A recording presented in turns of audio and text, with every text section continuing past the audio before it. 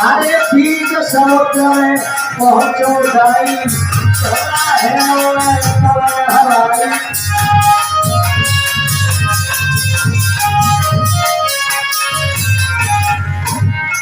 बीच समुद्र में घोड़ा पहुंच जाता है। जाहिर कहने लगे भैया तो तेरी पीठ में तो आएगा।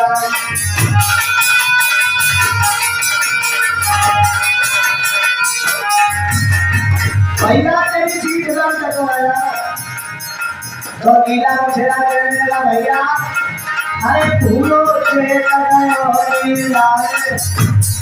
भूले फूले बनाए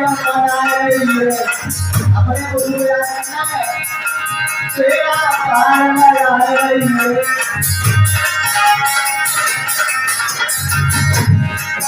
भैया भरो गुरु को ध्यान पाए पार सब राती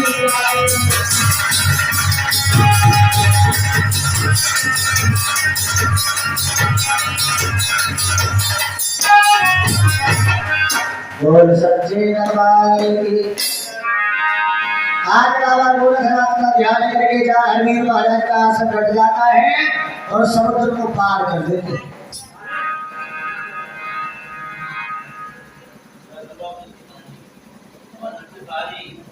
आज साहब ये 50 रुपया अमलेट प्रधान जी और नथु शाह जी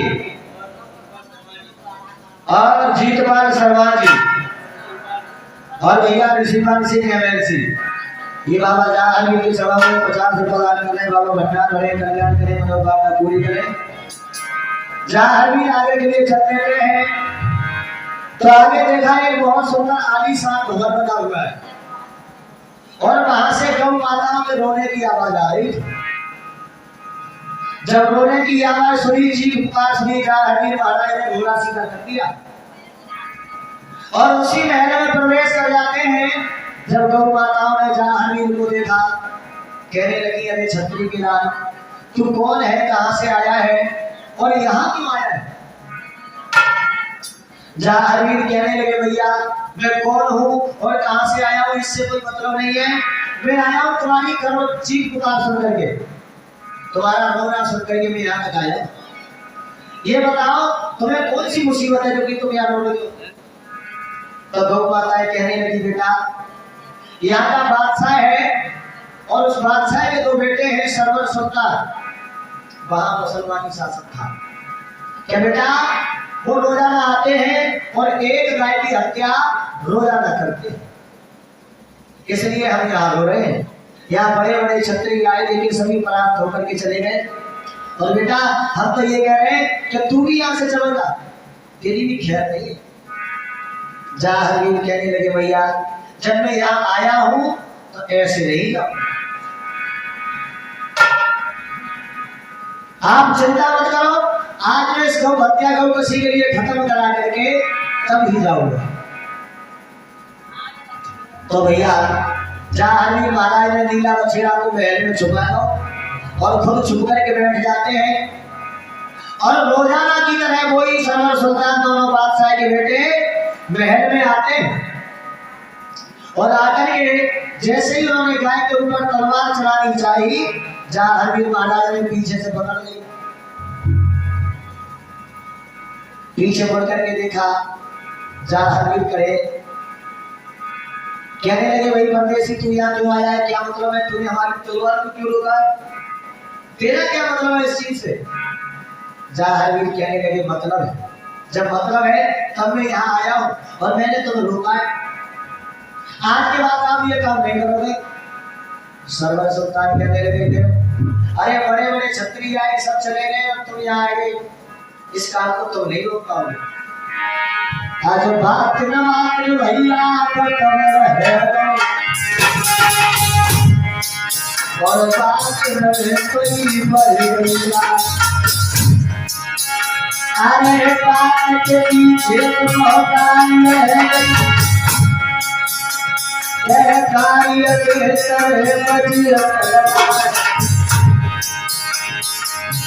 अरे चलो छठी आओ मेरी आवाज रखो दोनों हाथ करे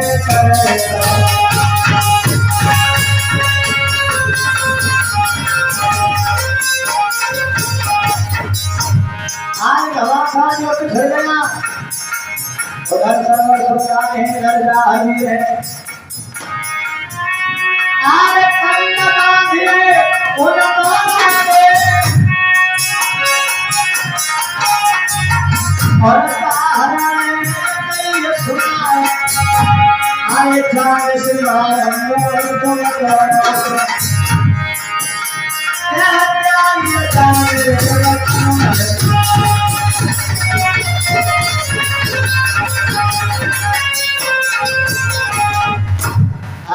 अभी महाराज ने दोनों भाइयों को बांध लिया कहने लगे मैं छोड़ूंगा नहीं तो मैं अभी खत्म करूंगा। अब तो भैया हाँ हाँ खाने लगे हाथ जोड़ने लगे हमें क्षमा कर दो और हम नहीं करेंगे ऐसा काम कभी कि ऐसे नहीं मानोगे। तो भैया अगर छतरी के सामने कोई झुक जाए तो छतरी से माफ कर देगा।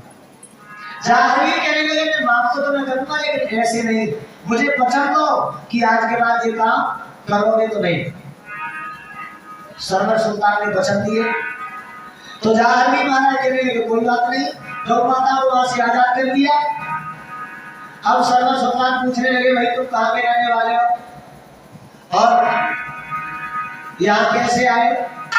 तो जहांगीर ने बताया मैं शहर बदलेवासी चल करके आया हूँ मेरी माँ का नाम बादशाह पिता का नाम जीवन सिंह।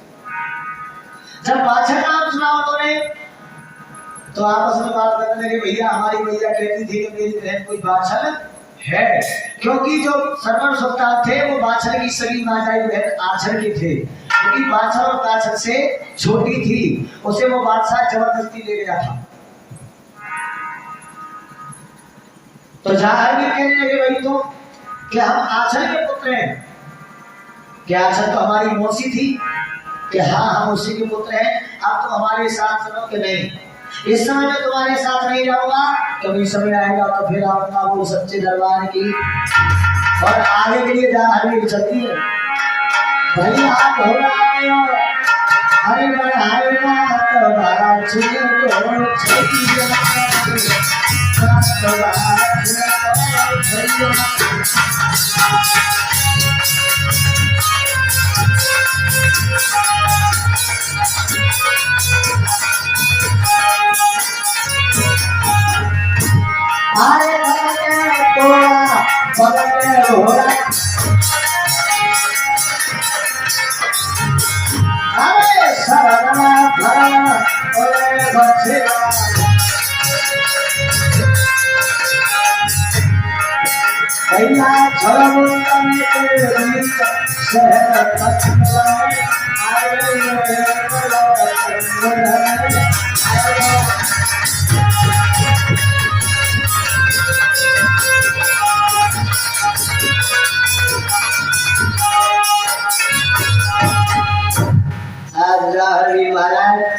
लीला बछड़ा को लेकर के तंदुर नगरी के किनारे पहुंच जाते नगर से बाहर देखा राजा का एक बहुत सुंदर बाग था।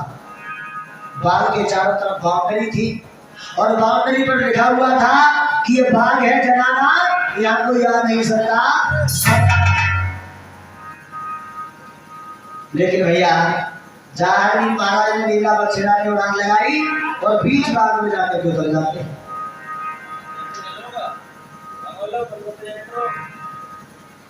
बोल सच्चे दरबार की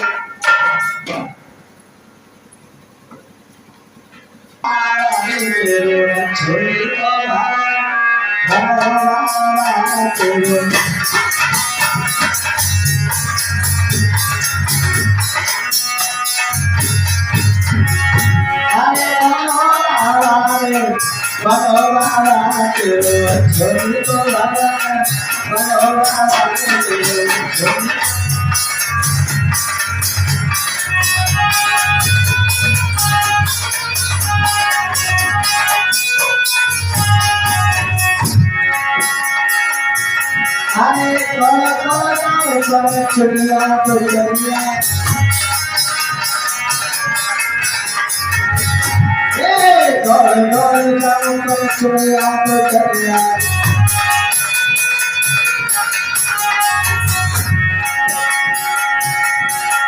अरे तो घोड़ा चढ़ाए मनाऊंगा तेरे हवन बनोगा तेरे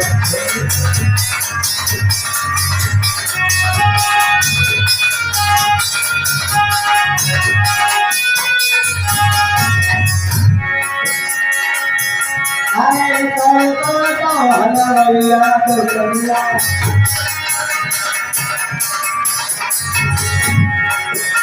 हलवैया तो चलिया